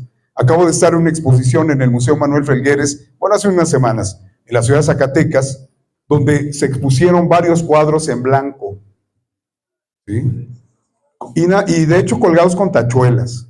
Le hice yo una crítica terrible que me odiaron tremendamente, seguramente en el museo, no me importa, pero dije, se quedaron cortos para un museo tan importante como el Museo Manuel Felgueres de arte abstracto, ¿sí? ¿Por qué? Porque en primera pues son cuadros que pues ya está muy trillado, muy tallado esto del blanco sobre blanco, ¿sí? Está muy trillado, quieren ser muy disruptivos, pero llegan a lo absurdo, a lo banal. Ahora sí que critican lo banal, pero llegan ellos a eso, pero se enorgullecen, sí, pero pues es que eso es lo que estoy queriendo decir, ¿sí? Y hay gente que entonces lo aplaude y lo compra. Y son capaces de pagar fortunas porque todo este arte tan banal y superfluo tiene la característica de ser fácil de blanquear dinero. Se lava dinero, mucho dinero, grandes fortunas a través del arte conceptual hoy en día. Pero la fealdad es otra cosa, ¿sí? La fealdad no necesariamente es así de simple como el arte conceptual. En este caso estamos viendo una obra de Francis Bacon, acá abajo, y una obra de Jenny Saville, que es una británica contemporánea. Francis Bacon ya murió. Esta mujer que pinta estas mujeres tan grotescas, gordas y feas, ella sí vive y gana millones de dólares con estos cuadros, ¿sí? Que son cuadros muy grotescos, muy fuertes. Incluso hay unos cuadros donde pinta mujeres ciegas, pero feas, y se ve muy doloroso. Eso yo sí lo veo como arte, me gusta. La verdad es que estas dos obras me gustan mucho, francamente. ¿Son feas? Sí, sí son feas. Pero nos están queriendo retratar aspectos del ser humano que muchas veces no queremos ver, ¿sí? Que nos negamos a ver. Y eso es arte, definitivamente. El arte no necesariamente es bello, ni tiene que ser complaciente. ¿Sí me explico? Bien. En el arte contemporáneo ha surgido la idea de que la belleza es burguesa, que la técnica es conservadora, que el oficio es sospechoso. Algunos artistas eligen deliberadamente, les decía, la fealdad, el horror, lo grotesco como forma de protesta, a veces con resultados conmovedores, otras veces con fórmulas vacías. La renuncia a la técnica se convierte en un gesto político. Sí, el concepto domina sobre la forma. El espectador se enfrenta a una obra que solo se comprende, les decía yo, después de leer un texto. Pero un concepto sin realización plástica corre el riesgo de ser discurso sin cuerpo. La experiencia estética se debilita. Eso es lo que ha estado pasando en esta época. Hemos perdido la brújula de la esencia estética. La pregunta entonces ¿es necesario destruir la belleza para ser crítico? ¿O podría existir una belleza incómoda, profunda, reveladora? Yo creo que sí. Yo creo que la belleza puede encontrar también una característica crítica en la sociedad. Punto número 9. El arte, ciencia y tecnología, un nuevo horizonte.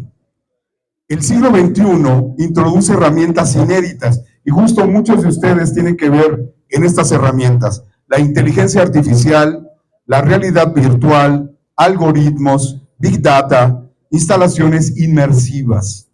Y todo eso se logra gracias a gente como ustedes, que están inmersos en la tecnología, en el mundo de la técnica, en el mundo de la precisión. Gracias a ustedes, a muchos de ustedes, el arte ha evolucionado en esto que estamos viendo aquí. Artistas como Nam June Paik, creadores contemporáneos, exploran la relación entre arte y tecnología, pero surge un riesgo: la espectacularidad sin profundidad, la técnica como sustituto de la mirada, la imagen generada sin la experiencia humana que la sustente. La cuestión no es rechazar la tecnología, sino preguntarnos, ¿la usamos para profundizar la sensibilidad o para reemplazarla? Hoy en día, como ustedes saben, ha habido premios muy importantes a nivel mundial que los han ganado cuadros realistas hechos con inteligencia artificial. ¿Es válido eso? ¿Ustedes creen que es válido? No. Pero hay todo un cuestionamiento porque quienes han arropado este tipo de concursos dicen, sí, claro, nuevamente nos están imponiendo un criterio. Nos están imponiendo una nueva forma de apreciación estética. Porque cuando ya lo pones en un museo, lo estás validando. Le estás dando un contexto que entonces lo refuerza. Y la gente ignorante llega, lo ve en un museo y dice, bueno, si está en un museo, esto es arte.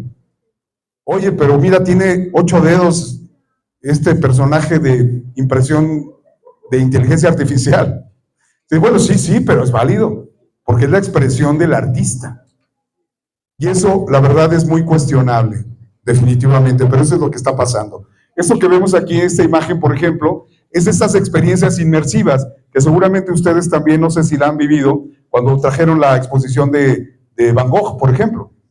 Son experiencias digitales inmersivas que han hecho mucho más grande la experiencia de vivir la obra de Van Gogh, por ejemplo. Y sí, es precioso, pero déjenme decirles algo, es entonces como entrar en un parque temático, es como entrar en Disneylandia. Ahora resulta que entonces el arte tiene que ser esto, una experiencia inmersiva que nos divierta, que nos entretenga, como un espectáculo.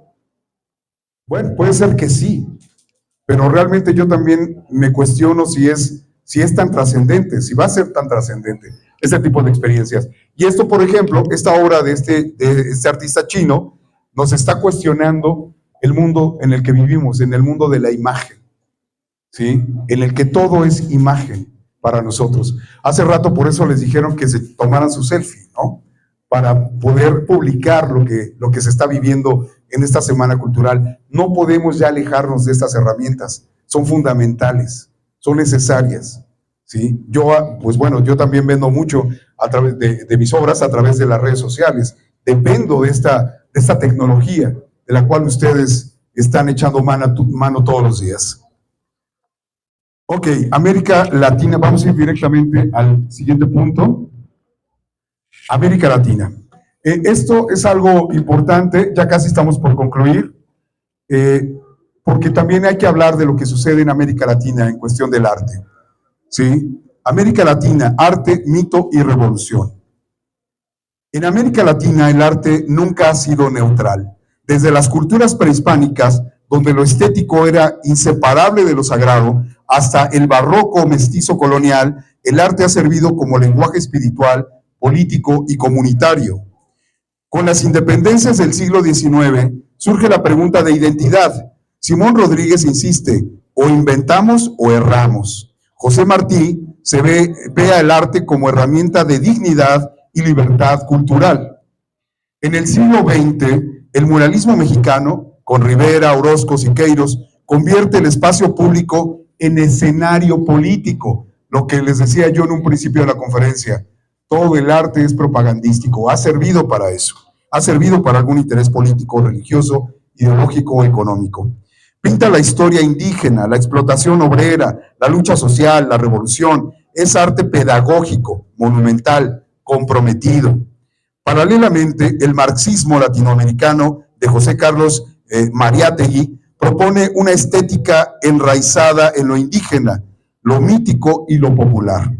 Durante la dictadura del Cono Sur, el arte se vuelve resistencia, denuncia, memoria, valentía. Pensadores como Octavio Paz, el poeta mexicano ganador del Premio Nobel, también Borges, escritor argentino y Galeano, amplían la reflexión estética y cultural del continente. En la actualidad, el arte latinoamericano aborda temas como memoria histórica, violencia, identidad indígena, feminicidios, territorio, ecología, migración. Tiene dos pulsos, uno que mira al mito, otro que mira a la revolución. De esa tensión nace un arte profundamente humano y poderoso. Y aquí, pues lo que estamos viendo es el arte propagandístico, quizá la única que se desmarca de esta forma de ideologizar políticamente es, sin duda, Frida Kahlo. ¿Sí? Esta obra que es maravillosa, bueno, a mí me encantó, tuve la fortuna de verla en directo en el Palacio de Bellas Artes, que tuvieron una retrospectiva de Frida Kahlo que me pareció genial. Hay mucha gente, muchos críticos de arte que dicen que Frida Kahlo es nuestra pintora más corriente, vulgar y chafa. ¿Sí? Yo digo todo lo contrario. Es un trabajo muy digno el que hizo. No tenía obviamente la técnica quizás de un Rembrandt, de un Botticelli o de Caravaggio, ¿verdad? De Velázquez, pero su técnica lograba expresar sus emociones más profundas, su dolor, y reflejó una forma de vivir de la época también, Frida Kahlo. A mí me parece de estas la más hermosa. De esta pieza está en el Palacio de Bellas Artes. Esta obra se llama El hombre controlador del universo, esta pieza. Esta es de Siqueiros, si no mal recuerdo, y esta es de José Clemente Orozco, o viceversa. No, sí es así.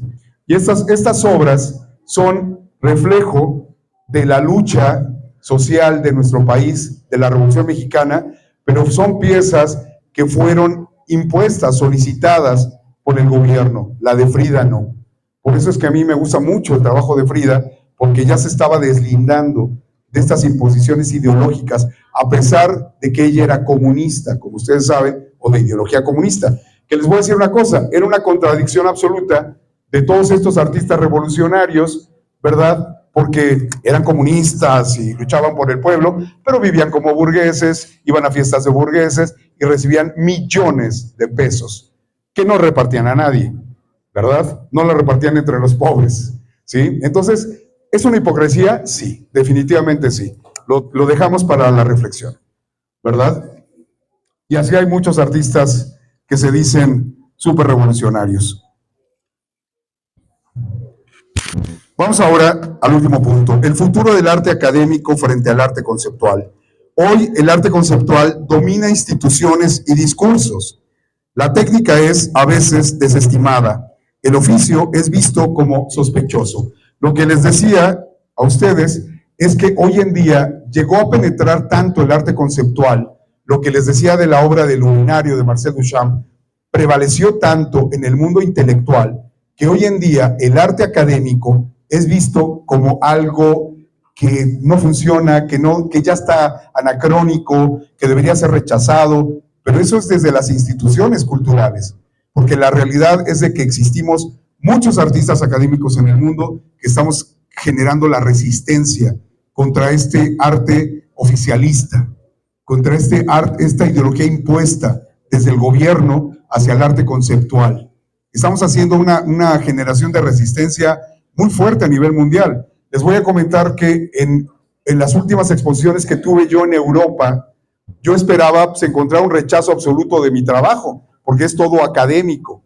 En otra ocasión les compartiré desde luego parte de mis obras, ¿sí? Y yo sentí que iba a luchar contra una generación de gente que rechazaba completamente el arte académico, pero para fortuna mía, la verdad es de que me recibieron de manera increíble, sobre todo para la primera exposición que tuve en Londres. Atención, jóvenes, por favor, allá atrás, si son tan amables, ya vamos a terminar, les prometo. Esto que sucedió, me di cuenta que había una resistencia enorme, realmente de muchos artistas, por defenderse de la imposición oficial del arte conceptual. ¿Es maravilloso el arte conceptual? Sí. Lo que les decía yo, ¿tiene una razón de ser? Sí. Pero ya hacer como una imposición y rechazar esta necesidad prácticamente inherente en el ser humano, que es la representación académica a través de la pintura, a través de la escultura, pues es un absurdo. El rechazo a esto es un absurdo. Es parte de nuestra naturaleza también el arte de la representación, y que además no se circunscribe solamente en representar y ya, ¿sí? Se trata también de filosofar, de ir mucho más allá, de hacer crítica social desde el arte académico también, ¿sí? Bueno. Les decía, hoy el arte conceptual domina instituciones y discursos. La técnica es a veces desestimada, el oficio es visto como sospechoso, pero al mismo tiempo surge un renovado interés por la figuración, por la pintura fuerte, por el realismo contemporáneo. El desafío no es elegir entre técnica o concepto, entre academia o contemporaneidad. El desafío es unirlos. Un arte con ideas profundas, pero también con rigor formal. Un arte que piense, pero que también conmueva. El arte académico tiene futuro si no se limita a imitar. Se encarna su tradición para hablar al presente. El arte conceptual tiene futuro si reconoce que la forma no es un adorno, sino parte esencial del mensaje. Conclusión. El arte ha sido muchas cosas a lo largo de estos siglos. Testimonio, protesta, celebración, herida, espejo, arma, refugio, esperanza. Pero en sus mejores momentos ha sido sobre todo conciencia. Conciencia del sufrimiento, de la injusticia, de la belleza, del tiempo, de la identidad, de la dignidad humana. El arte no cambia el mundo directamente, pero cambia nuestra manera de ver el mundo. Y cuando cambia la mirada, cambia también la sensibilidad, el juicio, la memoria, la acción. Por eso el arte, incluso en tiempos de crisis y confusión, sigue siendo uno de los lugares donde la humanidad se piensa a sí misma. Y mientras exista esa necesidad, la necesidad de verdad, de profundidad, de sentido, el arte seguirá siendo un catalizador de transformación social. Muchas gracias.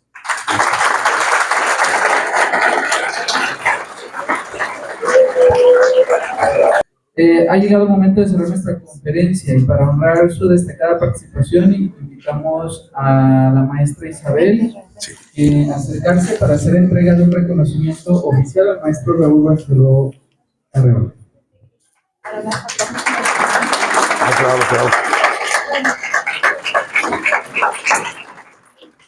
Pues saludo de nuestro rector, el maestro Fernando Herrera Ávila, Agradecemos al personal administrativo, docente y a la comunidad estudiantil por haber estado aquí presentes. Y este reconocimiento lo otorga la Universidad Tecnológica Metropolitana de Aguascalientes al maestro Raúl Barceló Carreola por su valiosa participación en la segunda Semana Cultural denominada Por una sociedad en armonía, con la conferencia inaugural Arte y Transformación, crónicas de un catalizador social a través de la historia, impartida a la comunidad universitaria el 19 de noviembre de 2025. Muchas gracias. Gracias, gracias. Gracias, gracias. Gracias.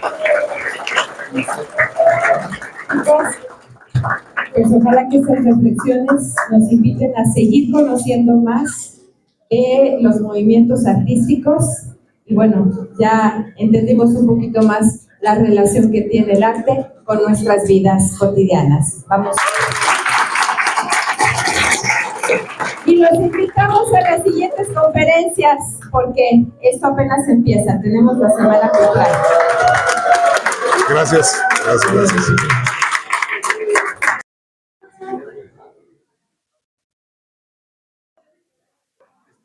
Gracias, gracias. Ah, claro, claro, con mucho gusto, por favor. Claro, claro, claro que sí. Sí, sí, sí. Con mucho gusto. Sí, claro, por favor. Desde luego. Con mucho gusto. Pasen, pasen, por favor. Gracias. Muchas gracias. Me gustaría saber sus opiniones porque yo luego me pongo muy intenso.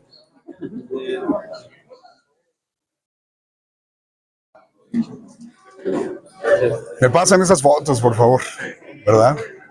Sí les interesó, sí les gustó. ¿Sí? Muy padre, ¿En serio? interesante. ¿A qué horas estaban durmiendo? ¿O ningún momento? Cuando empezó, pues ya empezó, me puse pilas. Claro, no, qué bueno, qué bueno. Digo, porque es que a esta hora también es un poquito pesado, ¿no? De pronto tener una conferencia así. Y yo a veces trato de no ser tan denso, pero es que hay temas que no se pueden, ¿cómo decirles?, hacerlos de manera tan ligera, ¿no? Exacto. Tienen que ser profundas. ¿Qué les interesó a ustedes? Digo, yo sé que ya se quieren retirar un poquito, pero comenten qué les pareció. ¿Qué cosas les gustaron? Siempre me gusta mucho la historia del arte. Permíteme. Siempre me ha gustado mucho la historia del arte. Sobre todo me gusta mucho la parte en la que converge con los temas políticos y económicos. Por ejemplo, cuando se empieza a hablar de comunismo, de capitalismo y cómo va influyendo el arte y el comunismo, el capital, todos esos movimientos en el arte y se mezclan, me gusta mucho todo eso. Sí, no, claro, es que es algo que, les digo, no nos ponemos a reflexionar, pero que son reales, son constantes. ¿Quién más me quiere comentar algo de lo que les gustó, de lo que te pareció la exposición, la conferencia? Pues yo más que nada, una pregunta ya más, no sé si sea personal, Sí, claro. ¿cómo se puede llegar a vivir del arte? Porque es algo bien complicado, no muchos lo logran y se quedan en el camino. Claro, fíjate que la respuesta sería, bueno, aparentemente simple, ¿verdad? Pero es con calidad. O sea, si no trabajas con calidad y compromiso, y además tiene que ver con otros aspectos, de moverte, ya relacionarte, pero lo principal es la calidad. Si no tiene calidad tu trabajo, si es simplón, si es, digamos, de una manera mediocre, si no estás investigando y estudiando y preparándote todo el tiempo, entonces no llegas a ninguna parte. Pero eso aplica para cualquier carrera, ¿sí? Para lo que ustedes estudian, lo que están aquí haciendo de tecnología y demás, si no te aplicas, si no lo haces con calidad, pues no vas a llegar a ninguna parte. Entonces, es lo mismo, en el arte es lo mismo. Por ahí alguien más que me quería comentar algo. Leo. ¿Sí? ¿Tú? En este caso se me hace muy interesante el tema de hecho lo hablaba con mi compañera, todo el arte conceptual, que si no tienes el contexto, no tienes como la capacidad de digerir lo que estás viendo, y a mí a veces he caído en ese pensamiento retrógrado, que como decía con su habitación, bueno, no es ahorita, la habitación blanca, que si no ves la descripción no entiendes la menor idea, pero también viéndolo desde mi punto de vista, a mí me han forjado la idea de que el arte es la pintura de Botticelli, el arte clásico. Claro, y cuando veo Da Vinci, Miguel Ángel. justo, y cuando veo este tipo de arte me quedo en shock, porque digo, ¿cómo eso puede ahora ser nombrado arte? Cuando antes lo más bello eran las bellas artes, eran la escultura, lo podías ver, era tangible, todo era físico, todo era expresivo, y ahora ya no hay nada. Y ahora ya no hay nada. Ahora llegas a una habitación donde hay un post-it pegado. Sí. Que de verdad, digo, les voy a decir en serio, un post-it pegado que dice puto el que lo lea. De verdad, en serio, es verdad esto. Y llegas y toda la habitación vacía. Y lo único que ves es un post-it. Y te acercas y dice puto el que lo lea. Y luego lees todo un texto de Sala, ¿no? Que es una burla a la creación artística, al consumismo, te echan todo un rollo.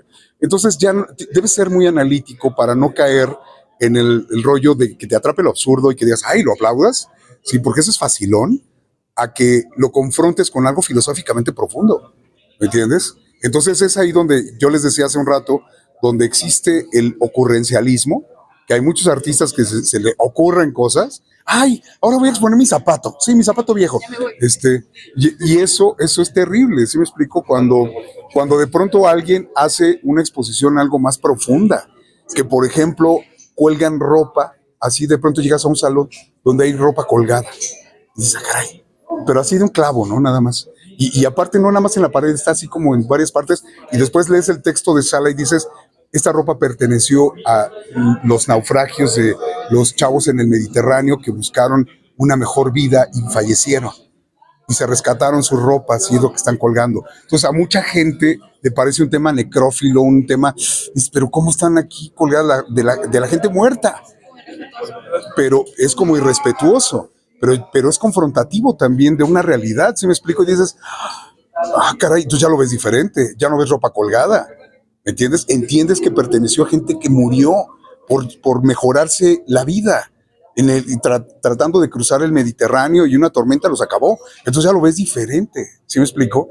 Para eso sirve el arte conceptual. O sea, nos ha logrado abrir otras rutas de apreciación, reflexión y análisis. Lo malo es de que también les decía yo, hay los tarados que quieren exponer una corcholata y hablar del consumismo. ¿Sí me explico? Dices, ay, compadre, eso ya está muy trillado. O sea, en el arte conceptual, aunque parece que vale todo, también el problema es que no todo es de calidad. Es como la pintura realista. Hay mucha pintura realista que es muy bonita, pero no todo lo bonito es de calidad. ¿Sí me explico? Entonces hay que saber exigir calidad en todos los lenguajes. Es como ahora, por ejemplo, con el reggaetón, que yo sé que a ustedes muchos les fascina, les encanta y se ponen a perrear, ¿no? Dicen ahora. Y muy padre. Claro, para la fiesta está padrísimo.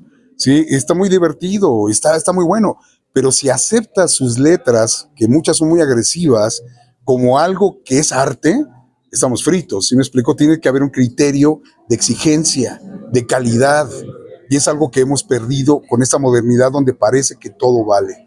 Entonces es algo que hay que tener mucho cuidado y que tiene que ver con lo que me preguntaste tú, ¿cómo le hace el artista para vivir hoy en día del arte con calidad? Y también, ¿qué hace el espectador para enriquecerse del arte exigiendo calidad? ¿Sí me explico? Exigiendo calidad. Sí, cuestiónense cuando lleguen a una sala y vean un montón de tierra, ¿sí? Ahí, ¿y esto qué? O sea, ¿eso qué? Pero si la reflexión es profunda, dices, ok, ¿no? Puede ser que el texto de Sala ya me haga entrar en el razonamiento del artista de otra forma, pero hay cosas que sí rayan en lo absurdo, en lo obvio, en lo tonto. Sí, por eso es que tenemos que ser críticos, y para poder ser críticos no hay otra manera que estudiar, que llenarte la cabeza de cultura, ¿me entiendes? Y de leer muchísimo, y leer. Yo voy para 40 años dando clases, dando cátedras, dando conferencias, ¿sí? Y realmente no paro de estudiar, ¿sí me explico? No paro, no dejo de leer, de estudiar, de ver a comunicadores en las redes sociales del arte, críticos de arte, pero aparte mis otras áreas de estudio, que es algo que no les comenté, pues yo además estudié la carrera de Ciencias Políticas, estudié Filosofía y Letras, estudié Economía y estudié Sociología, ¿sí? Y me especialicé en historia del arte, historia de las ideas, historia de la economía y en fenomenología social. Por eso para mí es muy importante venir a comentarles esto. No solamente es hablar del arte como adorno, sino el arte, como lo que les dije,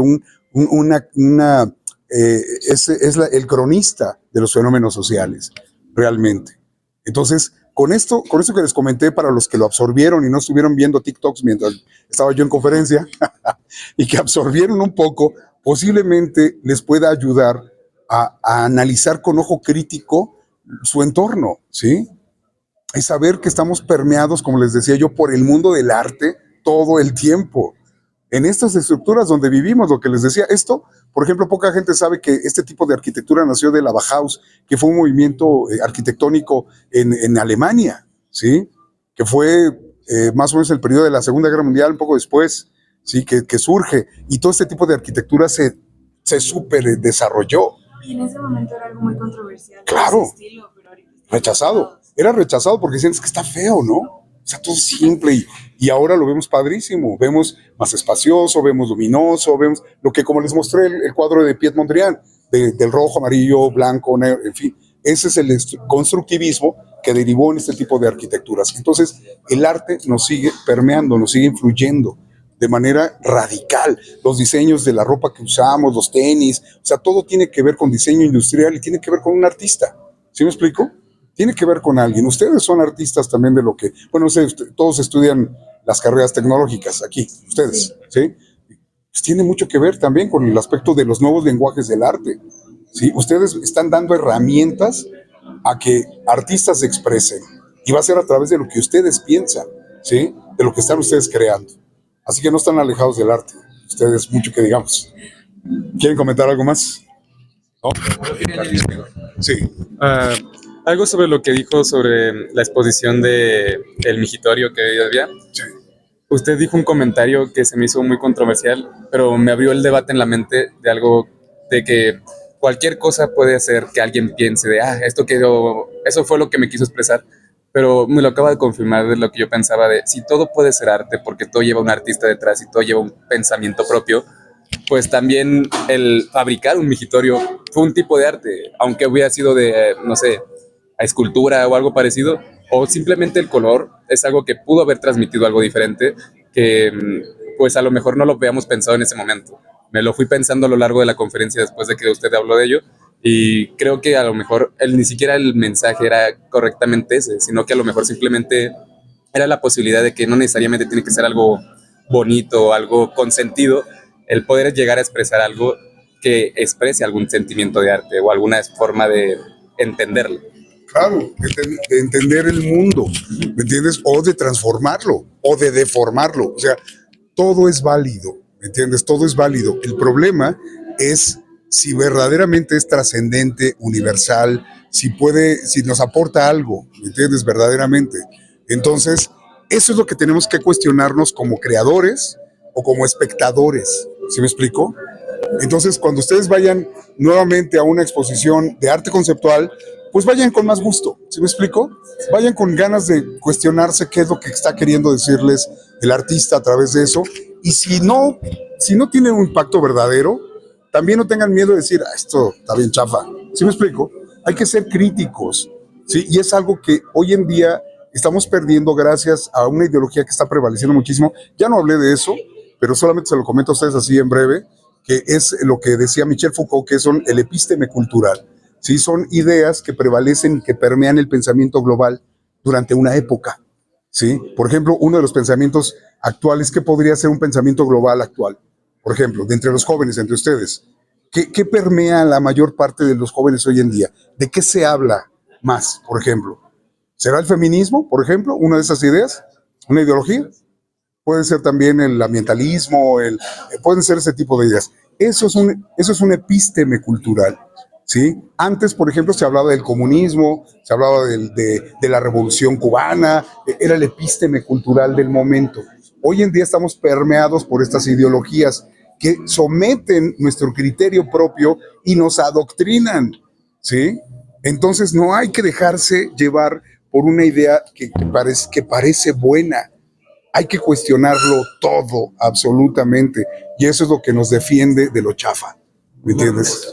Eso es lo que nos defiende de la manipulación, además, ¿sí? De eso que te vienen ya con una ideología preestablecida. Por ejemplo, haciendo una crítica, no quiero decir que esté mal o bien, pero, por ejemplo, las chicas, ¿no? Dentro del feminismo, muchas dicen, las que son muy feministas, van a las marchas, destruyen todo, ¿verdad? Dicen, es que todos los hombres son unos...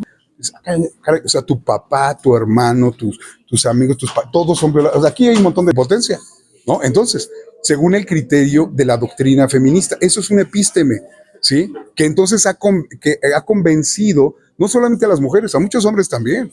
Muchos hombres entonces también se empiezan a autoflagelar. No, me tengo que deconstruir, ¿no? Y se empiezan a autoflagelar y empiezan a feminizarse. Rechazan su propia masculinidad porque es tóxica. Todo eso es un constructo social que justamente es ingeniería social que genera un epísteme cultural. ¿Cómo podemos contrarrestarlo? Criticándolo. Dicen, a ver, espérame, vamos a cuestionador. Pues no creo, ¿no? O sea, nunca he hecho esas cosas, ni mi papá, o sea, pues entonces la mayoría de los hombres no somos así. O sea, es empezar a cuestionarse. Y la mujer también dice, bueno, entonces si tengo hijos hombres, pues voy a tener un montón de hipotéticos. Pues no, ¿cómo? Mejor no quiero tener hijos, ¿no? ¿Sí me explico? Y empieza a haber un epísteme que influye en nuestro comportamiento social, ¿sí? Y así mismo lo hace el arte también. Pero para nosotros contrarrestar todo eso, tenemos que estudiar muchísimo y cuestionarlo todo. ¿Sí me explico? No se chuten así por autonomacia una idea que les están queriendo implantar en la cabeza un grupo de adoctrinados. Distínganlos de inmediato, ¿sí? Los que ya están bien adoctrinados son los que traen siempre distintivos, ¿sí? ¿Cómo les digo esto? ¿Sí? Y me atrevo a decirlo porque no veo a ninguno de ustedes así como con ese criterio, ¿no? Pero si vemos a personas que están súper mega tatuadas en El Salvador, podemos pensar... Perdón, sí. Otra actividad. Vámonos muchachos. Nada más les voy a comentar lo último, sí. Que por ejemplo, si vemos un montón de tatuados en El Salvador, posiblemente pertenecían a la Mara Salvatrucha. ¿Sí me explico?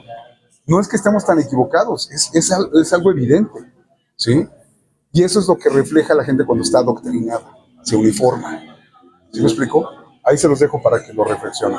Pero muchas gracias, muchachos. Gracias por acercarse. Sí, no, qué bueno que pueda, pues bueno, interesarlos un poquito en esto. De verdad les agradezco mucho. Lo aprecio mucho. Gracias, muchachos. ¿Sí?